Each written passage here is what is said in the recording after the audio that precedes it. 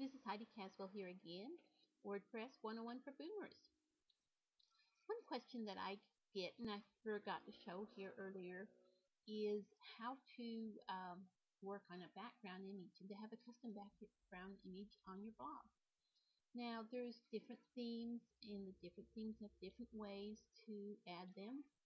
And I have on here a tutorial on using the Weaver theme and adding the background there. Weaver makes it very easy to do, a great way for beginners.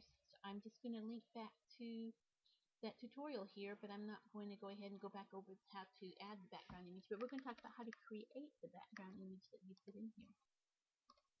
Right here you can see we just have a solid background image, and it's just one color, and using Weaver we were able to just let it go ahead and automatically make the top part darker, gives it some shading, makes it look a little nicer there.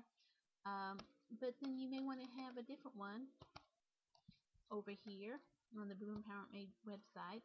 I had this butterfly that I had found in my backyard. Took a picture of it, and then I cut out just a little part of it here, and I made a background image.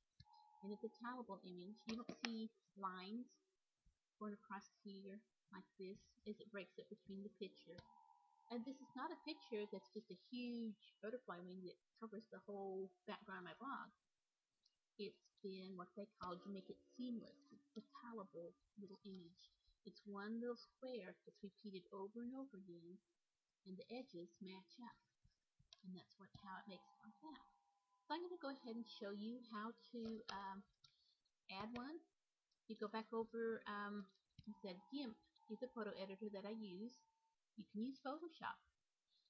Some other editors may do this too. I'm not sure which ones will be able to make seamless, but I know Photoshop will do it. I know GIMP will do it. If you have Photoshop and you're used to using it, feel free to go ahead. If you don't have Photoshop and you don't have gobble money to buy it, GIMP will do the things that you need to do for your online websites, unless you're really into some intense graphic designs, but GIMP does a lot. And so you can go ahead and download the free program, and you can use it. Let's go ahead and get started here.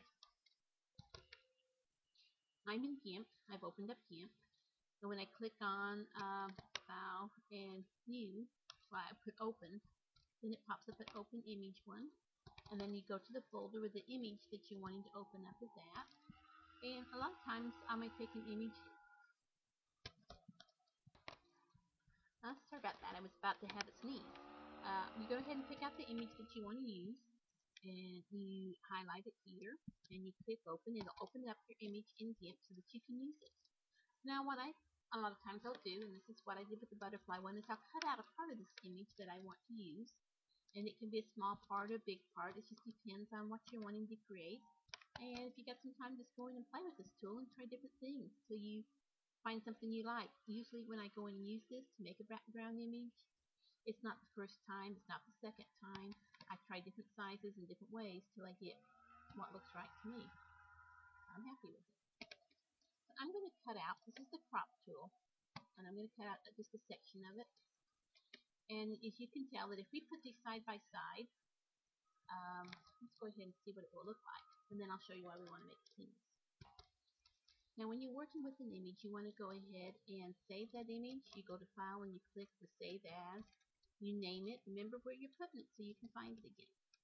And go ahead and over there at the bottom there, you can see where it says Save. Okay, now if you're using like Weaver, which I am, it has, and some other ones have the same feature.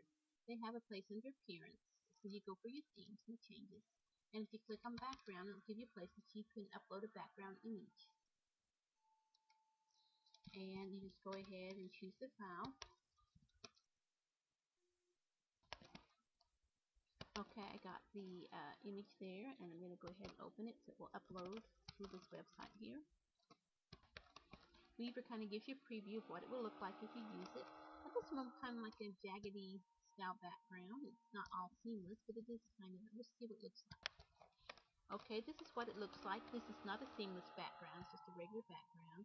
And you can see how it's, this has got the same color at the top, so it's just more like a line.